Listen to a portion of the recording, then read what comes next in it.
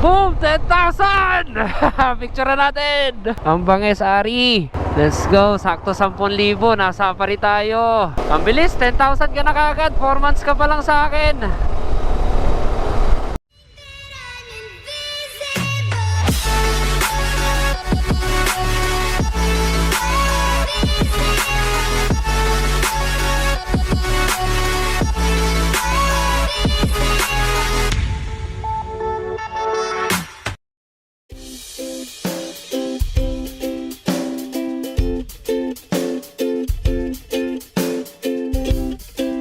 Morning, it's 9 a.m. and welcome to Bangi Windmills, Bangi Ilocos Sur.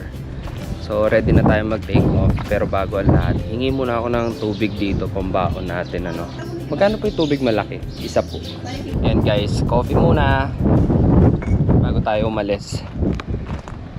Ang ganda rito no, wala lang masyadong naliligo. Hindi ko alam kung bakit, siguro dahil weekdays. Ang ganda ng mga windmills. Last time na nandito tayo ay nung nag Philippine Loop version 1 tayo. Dala natin yung ating Dominar. Mas maganda nun ano. Late kasi ako nagising ngayon dahil late din naman ako nakarating dito. Almost 11 PM na. So pagod na talaga ako. At yung aking naging tulog ngayon medyo na-extend. 8 AM na kasi ako nakabangon. So coffee muna tayo and then biyahe na rin tayo no.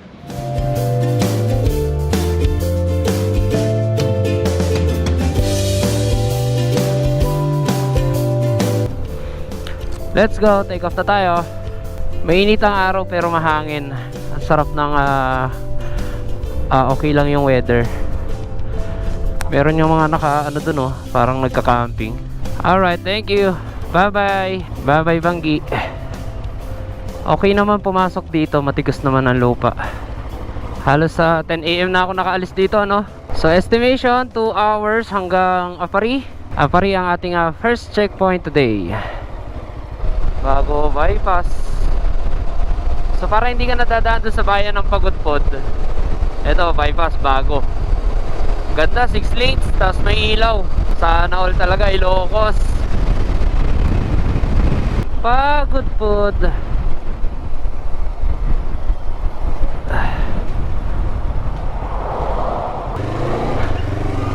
$9,833 na. Pa 10,000 na guys, si Ari. Sheesh! Ganun lang ano. In 4 months, naka 10,000 na tayo agad sa kanya. Dapat ang 10,000 daw ay nare-reach sa loob ng 1 taon. Ewan ko. Hindi ganun kasi ang pagkakaintindi ko sa mga material na bagay na to no. Kailangan pag binili mo sila, alagaan mo mabuti at sulitin mo. Huwag mo silang itatambak. Kaya mo nga sila binili para maging kaligayahan mo eh. Magpapalit na rin tayo ng gulong guys sa likuran pag uwi natin.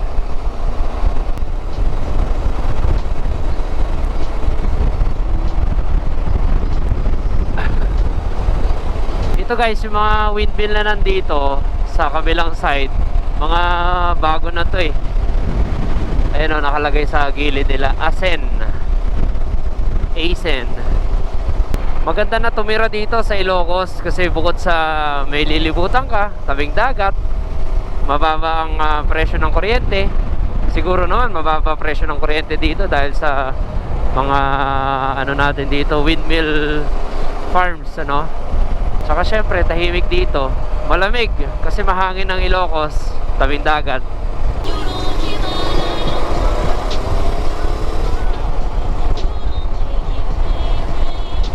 Patapat! Let's go! Ganda! Grabe! Uy, dami nagpipicture.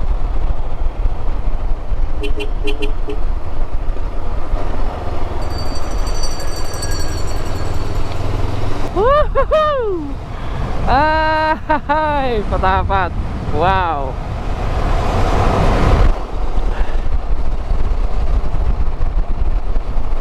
Tagal na ng huling daan natin dito. Unang Philippine Loop pa natin. Ganda, kulay blue ang tubig.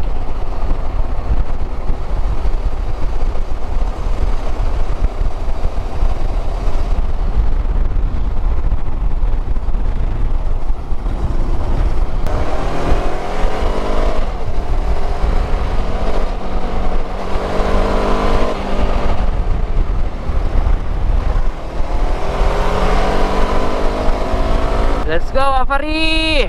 Tanghali na.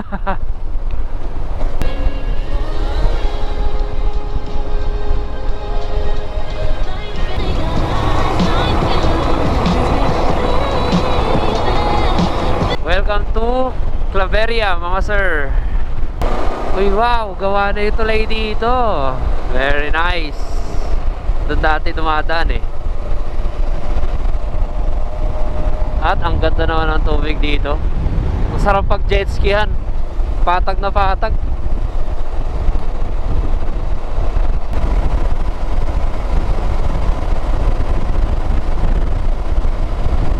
Picture lang tayo dito sa lokal ng Sanchez Mira, distrito ng Cagayan West.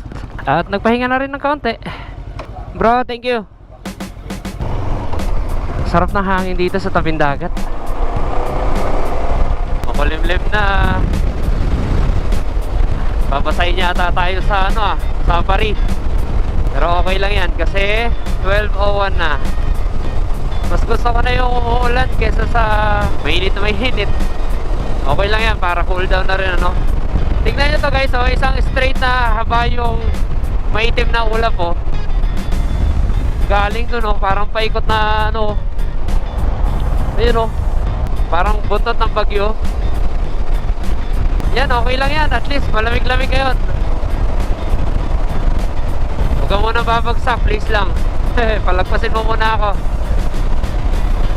Ayun galing ng ulap parang may pinanggalingan. Pag ganyan kaitim, may bit-bit na tubig yan guys. To Tuguegarao City. Yan guys, pabalik na tayo. Yee-hoo! Santa Teresa, Camalaniugan, Tuguegarao. Ito na Apari 38.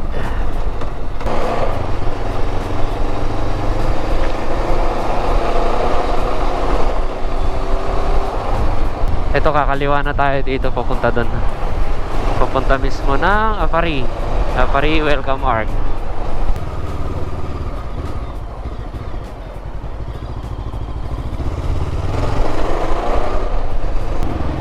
Eh, naalala nyo ba sa Philippine Loop natin una, yung ito, tinawag ko na four cycle.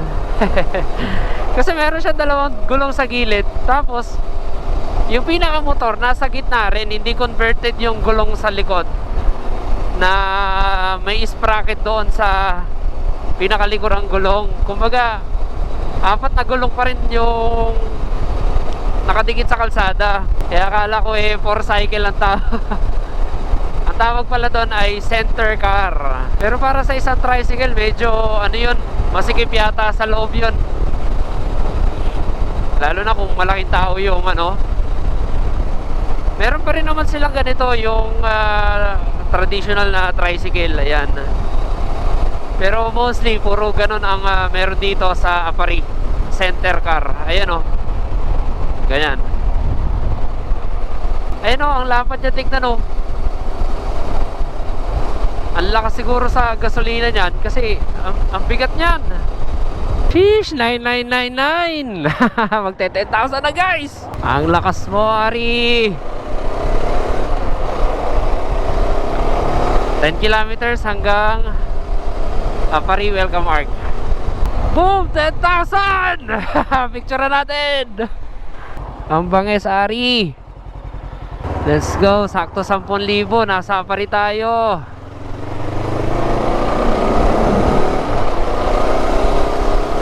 Ang bilis. 10,000 ka na kagad. 4 months ka pa lang sa akin. Ito na ba yung arko? Bakit ganon?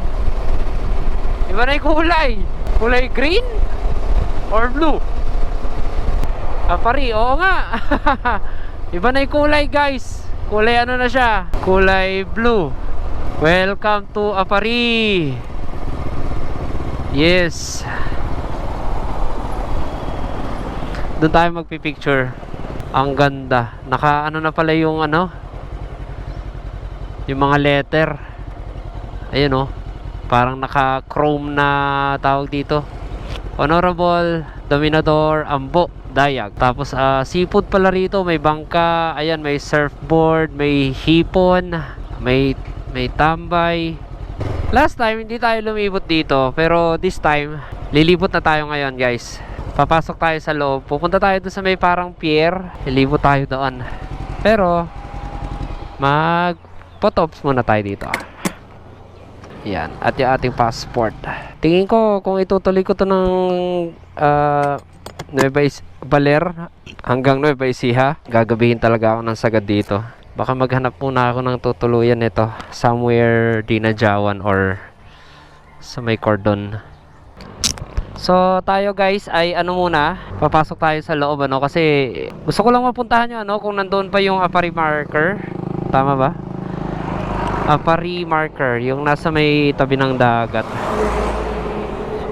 Sayang din kasi second time ko na rito. Sayang naman kung hindi ko pa pupuntahan. Konti lang naman yata, 8 kilometers.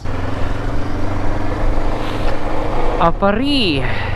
Ito legit na to talaga. Mapapasok na natin ng Apari. Hindi tayo puro arko-arko lang So ito ang gilid ng dagat ng Apari. Para siyang yung may similarity sa Hinatuan. Ayun yung dagat. Ganito rin yun block by block. Tapos may mga transient, lumang bahay, ganyan. Parang Hinatuan lang din. Gilid ng dagat. Nakalagay doon sa kilometer post A0. Ibig sabihin Apari 0. Ito yung marker nila. Ayan. Di kaya lighthouse din to? May mga LED yung bilog niya sa taas. May ilaw rin ito sa sigurado. Ha! Apari! Yes! Let's go! Dulog-dulo talaga! Woo! Lakas na alon dito.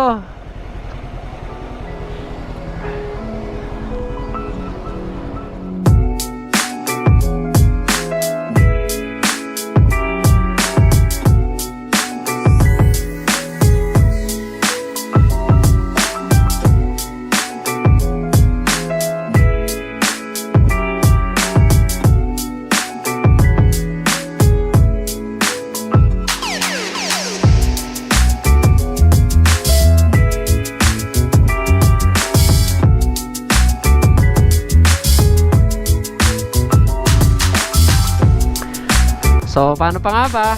Wala naman tayo bang gagawin dito kung hindi. Kaya pala hindi magawan to ng tulay kasi ang laki. Dagat na yan yung alon galing dagat dito na pumapasok. Sa lubong yung tubig ng ilog sa dagat. Tapos merong dito, may mga upuan. Siguro dami nagtitinda rito pagkagabi. Okay, weather radar station pala ito. Barangay Punta, Apari, Cagayan. So nakaka 197 kilometers na tayo ngayong araw. Tingnan natin kung saan tayo abutin maghapon. Nasa point naman na ako ng ngayon ng hindi na talaga nagmamadali. Kumbaga parang andito lang ako sa norte Hindi na ganun kalayo ito para sa akin. Kahit magkaloko-loko motor ko dito kung ano pa man. Once na nakapag-loop ka at pangalawang beses na ulit mo, hindi na ganun kalayo para sa isipan Isang checkpoint na lang guys. Baler na lang. Magsasubmit na tayo ng album sa ATVI. Bye-bye Apari. Mabalo. Ano yan? Ilocano kaya yan? Mabalo. Okay, so yung bilog pala na yon doon, hindi pala akala ko naman water tank. Kainan Ayan, akala ko water tank ito. Ano pala yan? Weather radar din. Galing. Ito yung ginagawa bagong tulay. Oh, bakit hindi ko ito napansin kanina? Okay.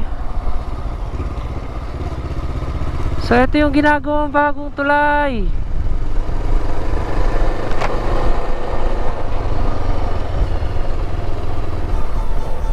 Ayan.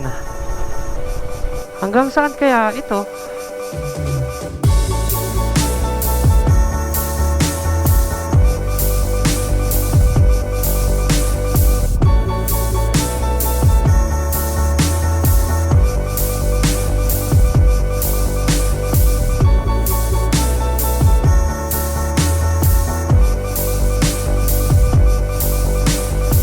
Bukas naman pala siya hanggang dulo, pero yung sa kalsada doon sa kabila sa Tagos ay hindi pa po pwedeng daanan. Sinisemento pa yata. Pero ang ganda ng pagkakagawa ng tulay Para siyang para siyang tawag dito, para siyang spinal cord ni tawag dito ni Godzilla. Kapag mga niya, yung mga mga poste. Pababa na yung drone natin. Time check 2:30 at andito pa rin tayo sa Apari. Wow, napakaganda naman dito. Guys, Cagayan Valley. Ayan. Ang ganda. Ayan, okay na. So nakapahinga na tayo. Let's go.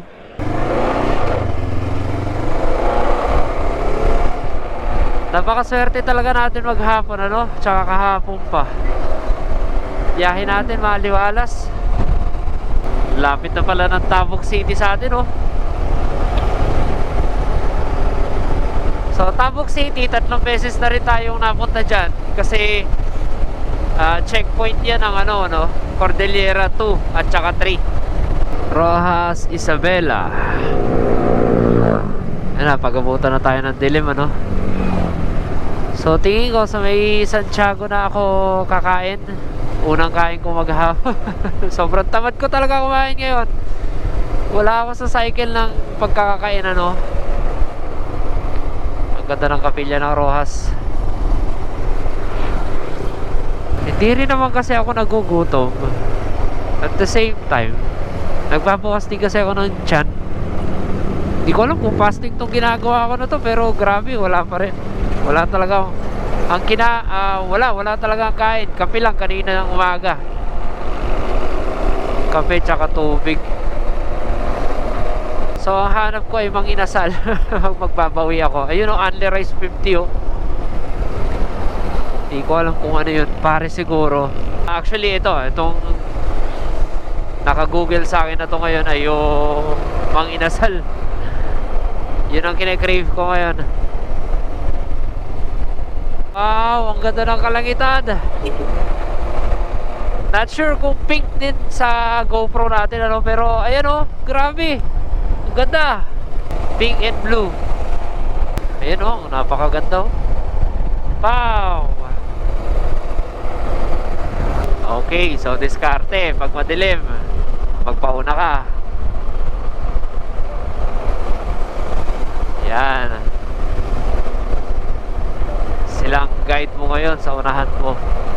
Pag minsan, merong mga gusto makipaglaro sa akin. Halimbawa, mabilis naman ako. Tapos habol na habol, ganyan. Pinipilit na unahan ako. Pinapauna ko. Tsaka ako ngayon siya susundan. O, hindi may guide ako sa harapan. At syempre, siya ang aking sacrificial lang. Ano mang kalat at mababangga sa harapan, makikita ko. Pero ito mga lokal to. Tsaka isang diretsuhan lang yung daan Pinauna ko lang para alam kasi nila yung mga lubak. Hello Santiago. Santiago. Dito tayo, kanan. Santiago Isabela. Gutom na ako.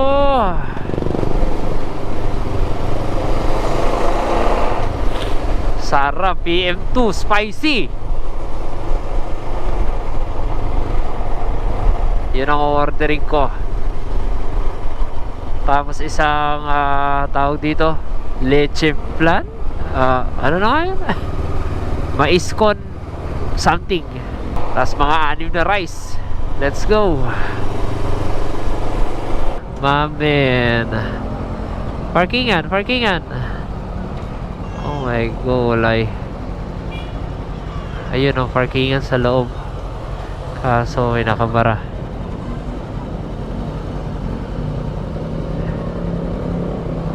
Sige lang. Mababa pa sila eh. Let's go. And welcome to Santiago Isabela. Welcome, Baler.